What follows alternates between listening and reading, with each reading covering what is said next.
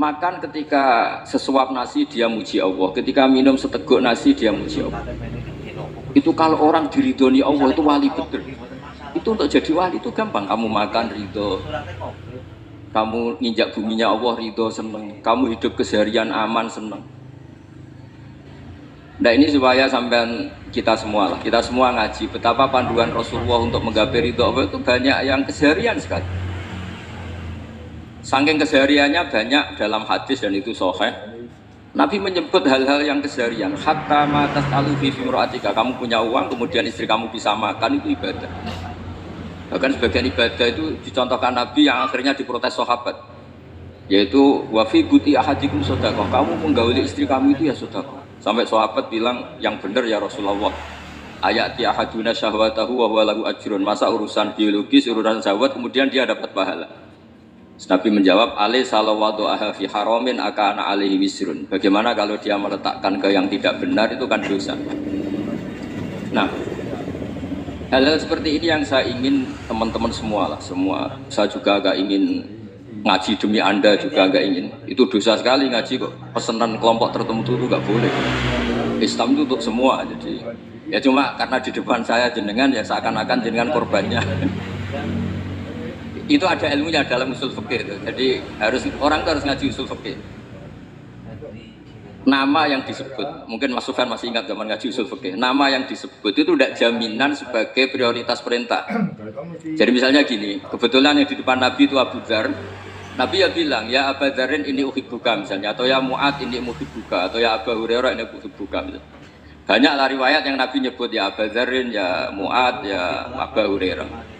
Kemudian misalnya Nabi meneruskan khitab, ini uhibbuka, saya mencintai kamu, fakul dubur sholatin, atau sebagian riwayat disebut fala tada'an nadubura kulli sholatin Allahumma inni ala dzikrika wa syukrika wa husni ibadatik. Saya mencintai kamu, siapa saja, Mu'ad bisa, Abu Dzar bisa siapa.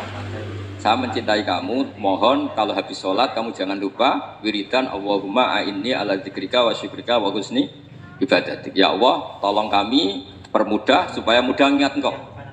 Anda tidak bisa mentang-mentang, wong nama saya Parmin, nama saya Purnomo, itu yang diperintahkan Mu'ad. Jadi yang disebut satu, tapi khitab itu untuk siapa saja. Saya teruskan.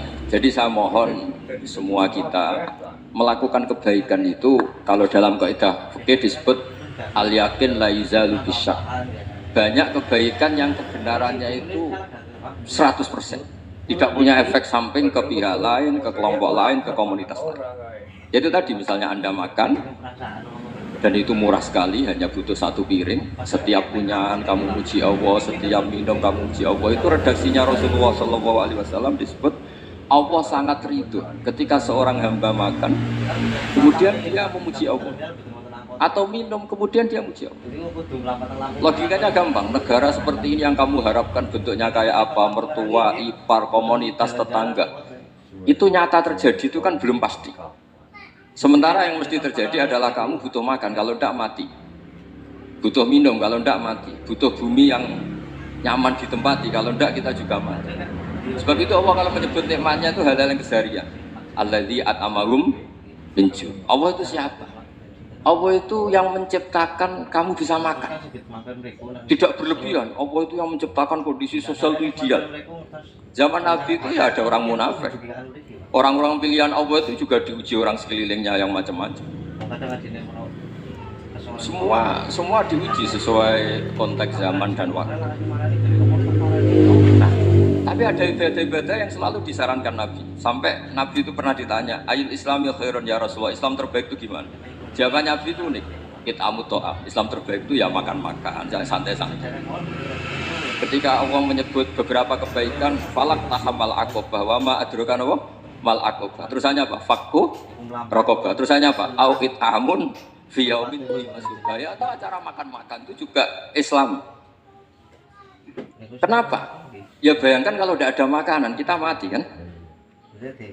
Kondisi sosial tidak ideal itu Anda masih gak apa-apa. Tapi kalau Anda tidak makan, Anda tidak minum, kamu punya istri cerewet masih bisa hidup, punya mertua cerewet masih bisa hidup. Tapi kalau tidak makan bisa mati. Berarti penting mana istri sama makan? Penting mana? Makan. Semoga istri Anda dengar, nanti kamu disuruh makan tapi pulang deh. Itu kalau dibahasakan makan masih memahami. Penting mana nasi satu piring dengan istri. Nggak ada nasi mati, nggak ada istri belum mati. Penting mana? Gak berani jawab kan? Ternyata Anda ada garang kan di depan istri. Jadi saya mohon lah, mungkin Mas Sufyan Sauri tadi yang bisa bantu lah. Teman-teman tuh ngaji yang keseharian saja. Karena kita nyari ridha Allah itu berdasar firman Allah. Dan firman Allah itu menyebut keseharian tuh riang, gampang. Itu tadi misalnya wa min ayatihi manamukum billaili wan nahar. Termasuk ayat-ayat Allah itu kamu tidur. Maka dulu itu ada guyonan, ada tokoh Mu'tazilah, kelompok dalam Islam yang berpikir manusia itu bisa menentukan ikhtiarnya sendiri. Karena saya bisa duduk, ingin duduk, ingin berdiri, berdiri. Karena kelompok ini nggak terima kalau semua kehendak Allah, nanti bagaimana kalau semua kehendak Allah kok ada hisab, ya ada sanksi. Lucunya itu dia akhirnya, ini cerita ya, mencintai seorang perempuan cantik sekali. Dan itu dia menjadi ahli sunnah itu oleh hal-hal yang sepele. Karena istrinya cantik, ya namanya suami istri hubungan intim. Terus ditanya, Mas, masih ingin lagi? Masih. Silahkan diulang lagi. Wah ya tidak bisa. Katanya manusia bisa menentukan yang diinginkan. Itu tobat. Itu nggak bisa ditobatkan Mas Sufyan Ats-Tsauri. Orang cantik yang mudah nobatkan orang itu orang cantik. Segampang itu. Akhirnya kita tahu, makanya kalau dalam kitab Hikam itu disebut al-aqil mayyakul madza yaf'alu wa bi wal ghafil mayyakul madza af'al. Orang yang punya akal karena sadar ini wilayah Allah, semua milik Tuhan. Itu dia tiap hari berpikir, besok Allah akan melakukan apa terhadap dunia ini. Kamu merencanakan sesuatu mau plesir, ternyata gempa.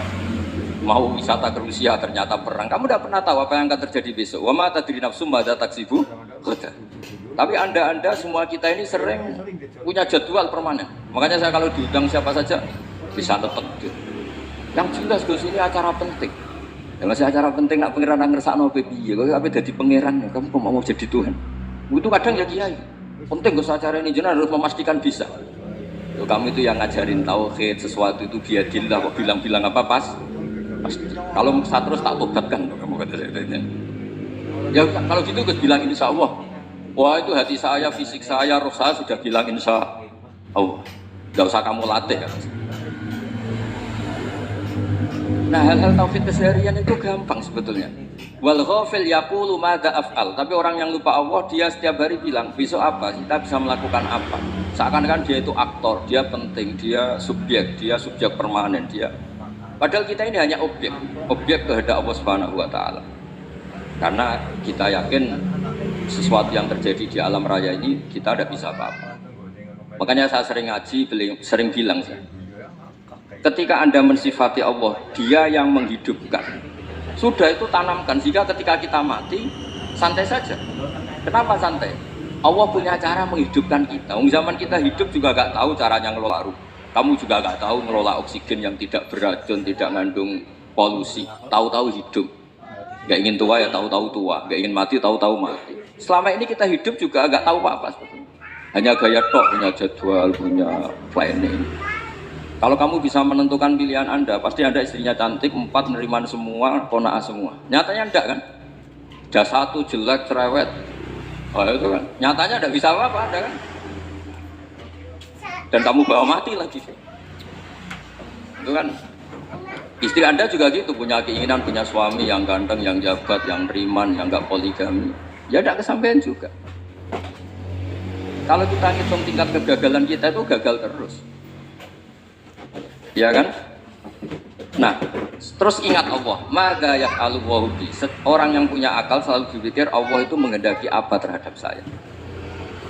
Lalu sama-sama orang melihat orang yang serius, itu kata Anda itu pemikir berat, serius, senang punya tokoh yang merengut tuh, karena kamu anggap serius.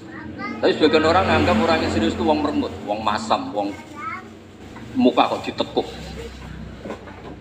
Jadi sama itu hati yang muqallibal qulub tsabbit qalbi ala dinik, karena kita nggak tahu cara berpikir kita tentang orang lain, tentang sekeliling kita. Misalnya kita orang baik yang jenis ngurmat fakir miskin. Ada orang bangun masjid mewah itu janggal. Apa artinya masjid mewah kalau banyak orang kelaparan? Tapi kalau yang jenis pendidikan apa artinya masjid mewah kalau tidak bisa ngaji? Nanti yang jenis infrastruktur apa artinya ini kalau semuanya punya sudut pandang yang berbeda-beda. Dan Islam mengapresiasi semua kebaikan. Tapi katakan semua kebaikan itu adalah kehendak Allah Subhanahu wa taala. Karena apapun baik Anda itu pakai fasilitas yang diberikan oleh Allah Subhanahu wa taala. Sehingga ini yang disebut kulillah sumadarhum fi khawdihim al-aqul. Ya kembali tadi ke tema-tema bahwa keseharian Anda ini sudah Islami. Saat Anda tidak bisa melakukan apa saja. Saya sering ada jenazah, biasanya kalau tetangga meninggal saya sering disuruh ngelepas. Saya bilang orang ini baik. Karena sering lampun di rumah, sering nganggur di rumah. Ditanya sama anaknya, kenapa Gus nganggur baik? Ya kalau dia nganggur artinya juga nggak berbuat sesuatu yang maksiat kan? Ya kan, orang nganggur di rumahnya ya tidak bunuh orang, tidak maling, tidak korupsi, ya namanya nganggur di rumah.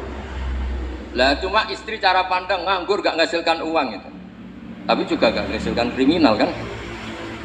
Jadi sebenarnya Islam itu makanya kalau sampai ngaji usul fikih itu ada kitab usul fikih namanya Lubul Usul, itu terkenal sekali di pesantren itu. Itu kalau ngapresiasi keseharian itu luar biasa. Izma min mubahin illa wa yatahaqququ bihi tarku haramimma. Karena keseharian yang mubah saat Anda lakukan itu ada kehebatan yang luar biasa, yaitu meninggalkan haram. Makanya dulu banyak orang-orang alim ketemu temannya itu guyon sampai semalaman. Itu dia yang semangat Islam, itu kiai kok ndak tahajud, kiai kok ndak witir. Orang yang sedang mapan uangnya banyak, malam itu udah kelayaban itu sudah luar biasa. Melawan nafsu supaya tidak maksiat itu sudah luar biasa. Supaya lupa guyon sama temannya semalaman sampai subuh. Gejolak-gejolokan kenang zaman miskin, zaman kuliah gak jelas, zaman apa. Melihatnya jangan takut tahajud. Seperti ini meninggalkan tahajud, tapi meninggalnya ini talqul muharramat. Jadi kayak apa hebatnya? Sehingga Imam Ghazali punya riwayat yang agak unik. Hatta takuna ibadatu akhiri hadil ummah iku an-naum. Sehingga suatu saat ibadah terbaik umat ini itu tidur. Itu kan riwayat kontroversi. Ketika Imam Ghazali tanya, kenapa iya? Kenapa kamu mulai keluar dari rumah itu sudah banyak maksiat? Melihat perempuan yang enggak mahram, melihat fenomena. Tapi kalau kamu tidur itu enggak melihat apa. Tapi juga kamu jangan nganggap tidur itu ibadah betul. Saatnya melakukan fardu ain malah masih tidur. Tapi itu sudut pandang yang menjadikan kita Islam itu gampang. Jadi saat Anda tidak bisa aktivitas apa-apa, misalnya ada beberapa orang yang lumpuh.